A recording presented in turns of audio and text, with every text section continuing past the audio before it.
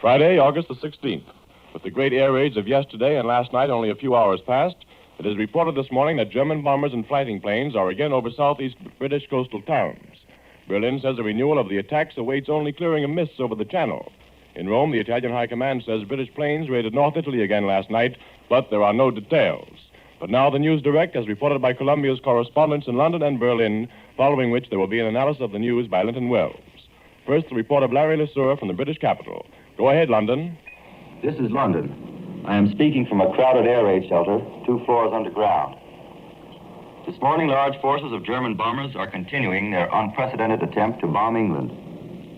We do not know yet how many more planes the Royal Air Force have added to their record score of yesterday, when the Air Ministry announced that the RAF had destroyed 144 out of a German armada of 1,000 planes, with a loss of only 27 British fighters. During last night, the Midlands area of England was heavily bombed. One raid lasted 3 hours. Naturally, there were casualties, as yet undetermined. 2 nurses were seriously hurt when the sanatorium in the Midlands was hit, but the 330 patients were taken safely to air raid shelters.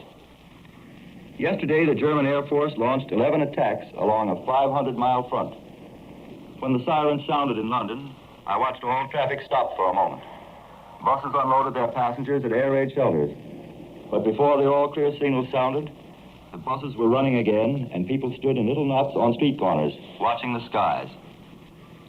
Like almost every large city, London's airport was erected far out in the suburbs as a sort of afterthought. It takes a taxi about 20 minutes to get to Croydon from the center of London.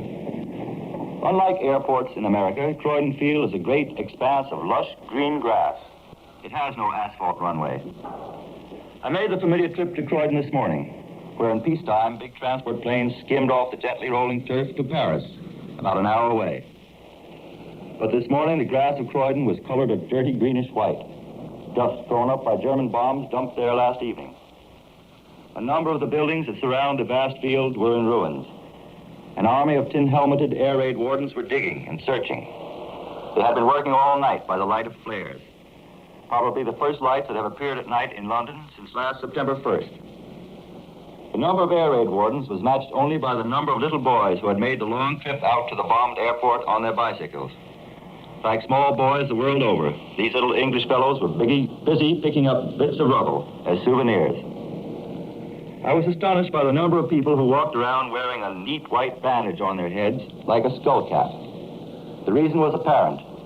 Croydon Airfield is surrounded by small, neat, suburban houses. The ones nearest the field had their shingled roofs holed by falling bricks. I learned that most of these injuries were slight, but they served to give London's air raid ambulance girls the opportunity to use some of the skill they have acquired in 11 months of assiduous practice. Most of this morning's onlookers were in almost holiday mood, eager and curious. But the persons who lived in the little houses near the bombed field were obviously shaken by their experience. They were just recovering from that stunned expression you can see on the faces of people who have been in an auto crash. The results of the German raid were obviously not important so far as military objectives are concerned. It was more in the nature of a spectacular feat, probably intended to demonstrate that the air defenses of London can be penetrated at will. If this were the German object, they obviously succeeded. But if they figured to break the morale of the London populace, they have just as obviously failed. For even those people wearing the skull caps, the white bandages, managed to grin very often. Yesterday, they were obscure suburbanites. Today, they are heroes in the eyes of their neighbors. This is Larry Lesueur, returning you to CBS in New York. That was Larry Lesueur reporting from London. And here are some late dispatches we have just received. Rome. The government denied today that the unidentified submarine which torpedoed the Greek mine layer Hela yesterday afternoon was Italian. Another dispatch from Rome. British planes, for the second time this week, early today roared over northern Italy, and the General Headquarters communique admitted that 2 persons were killed and 5 wounded in raids on Matete and Ogliate in the northern rural section of Italy. The communique, which said the British planes had crossed Switzerland en route to their Italian objectives, claimed that Italian anti-aircraft guns in the Turin area had shot down 1 British plane near Cresola de Alba. The crew was said to have consisted of 5 men, some of whom were killed while the remainder were captured. And now, for news of the German capital and the report of Edwin Hartrich, we take you to Berlin. This is Berlin. The official German news agency reports that the weather conditions along the English Channel are bad this morning. So operations of the German Air Force today may be reduced in consequence. Last night, we are told that bombing raids of the Germans continued. This time, the objectives were the industrial centers in the Midlands and northeastern England. But at this moment, we have no further details. The roundup of yesterday's daylight operations has been given out by the German High Command. In the large-scale fighting, virtually over all of England, the Germans claim they shot down 98 British planes and destroyed 8 others on the ground. At the same time, the Germans say they lost only 29 planes. Also, the Germans say that 5 more balloons were knocked down in their attacks on the barrage at Dover yesterday. Then we are also presented with a summary for the last week, up to 8 p.m. last night. In that period, the German High Command states that 505 British planes were destroyed, while 129 German planes are considered lost. That is the accounting from the Berlin side of the fight. No doubt Mr. Miro has something to tell you about the British accounts for the same period. However, as regards the British reports, the Volkischer Beobachter sums up the official feelings here in its front-page headline today as follows: "So they lie, so they will continue to lie." The German press and the High Command has given no indication that the air attacks on Britain and the results are not going according to schedule. For instance, the Bateshead Mittag writes this morning, quote, "Our planes have conquered the superiority of the air over England. The British coastal fortifications have been crushed within a few days," end of quote. Then the paper accuses Winston Churchill of having multiplied the German losses by 40. And then, by adding up the resulting British figures, the German airplane losses would amount to 11,000 planes, this paper claims. Well, that's a little problem to try out in the adding machine these days while waiting for more concrete news. This morning, the Berlin papers do not report that German planes bombed Croydon Airport outside of London. They report that London had its 5th air raid alarm since the start of the war, when German planes passed overhead, but no bombs were dropped, although the London anti-aircraft batteries went into action, we read. But the Berlin radio picks up and broadcasts an Associated Press story about the attack on Croydon, and that large columns of smoke were seen over the London airport. Incidentally, the official news agency this morning denies the English reports that the Germans used over 1,000 planes in the attacks on Britain yesterday. The Deutsches Nachrichtenbüro writes this morning that only 200 bombers and about 320 Messerschmitt fighter planes took part in the day-long air battle over Great Britain. Well, that is all we have to report on air activity this morning. The Deutsche Zeitung, the German paper for occupied Holland, reports that Joseph Simon, who is a German civil administrator for the tiny duchy of Luxembourg, has decreed that there is to be no longer, quote, a Grand Duchy of Luxembourg, unquote. The Constitution of Luxembourg is no longer valid, he states in his decree, because the government has fled. The oath of public officials to the former government is canceled out, and they are ordered to pledge their loyalty to the new German administration.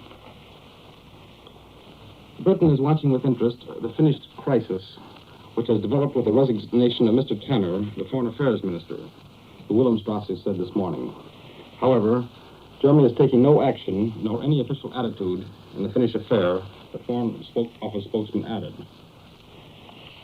There is a story of a propaganda company reporter in one paper this morning that 6 unidentified Americans were picked up by a German naval vessel when a 9,700-ton Dutch ship was captured in the Atlantic Ocean while en route from Panama to England. The 6 Americans, including a missionary and his wife, were unloaded in France and taken to the French-Spanish border, where they were turned over to American consular officials, we are told. This is Edwin Hartrich, returning you now to Columbia in New York. That was Edwin Hartrich speaking to you from Berlin. Here in New York, Linton Wells is standing by with more news and his analysis of the news. Mr. Wells. From the looks of things, the British have demonstrated that not only can they take it on the chin, they can also dish it out. Although Edwin Hartrich said from Berlin that most German planes were grounded by mist today, our correspondent Larry Lasser told us from a British air raid shelter this morning that the Nazi Air Force is continuing yesterday's 16-hour attacks, while Britain remains undisturbed over the fact. More than 1,000 German warbirds strafed England, Scotland, and Wales for 16 continuous hours yesterday, and are at it again now, according to Mr. Lesueur. While English fighter planes and anti-aircraft were and are taking their toll of Nazi war machines, the RAF was doing some blitzkrieging on its own account against German and Italian bases, showing that two can play at the same game. Most experts are still of the opinion that a fortnight's continuance of Nazi air operations will prove, one way or another, if Hitler's forces are capable of bringing Britain to her knees.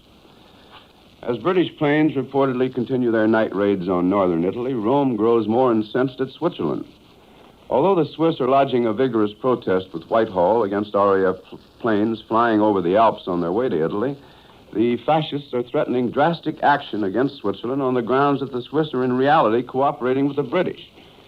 Coming on the heels of the Italian press campaign charging Switzerland with insulting Italy and Germany and urging Italian residents of Switzerland to defend themselves, it is not beyond the bounds of probability that the fascists are preparing for some sort of punitive action against Helvetia, as they are apparently against Greece.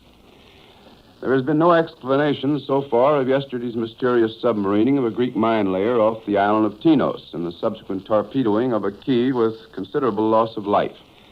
But there are reports from Athens that Italian planes have attacked the Greek steamer Frinton off the island of Crete. Rome professes ignorance about these attacks, but the Italian press continues to charge that Greece is a tool of Great Britain in a plot to upset the peace of southeastern Europe and is promising a strong Italian answer. This would seem to be leading up to an Italian demand for Greek territory, which will probably be granted, thus complicating Britain's position in the eastern Mediterranean.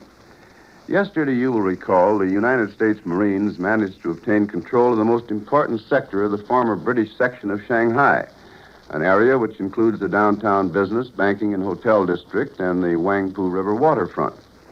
This left the United States the sole Occidental nation in a position to uphold the rights of the open-door policy in China.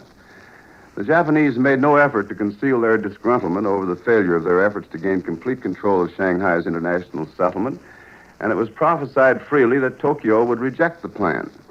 This morning, it is reported from Shanghai that an official Japanese spokesman has made a summary demand upon American officials to turn over the newly allotted British sector to the Nipponese.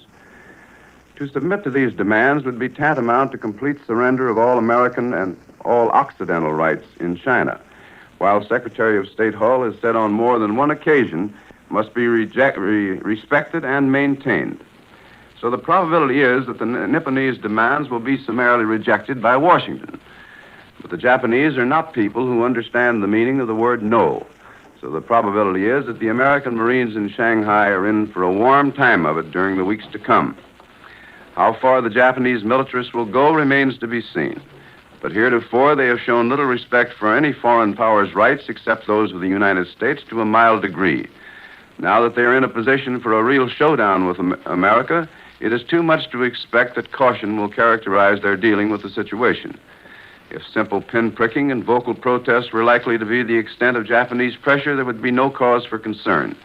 But the Nipponese are extremists in all things, and apparently they have gone too far to back down. So it would be wise to keep one vigilant eye on Shanghai and the other on Washington and Tokyo. And in Siam, judging by reports from Tokyo, the Japanese are fostering a Siamese move to obtain restoration of territory from French Indochina.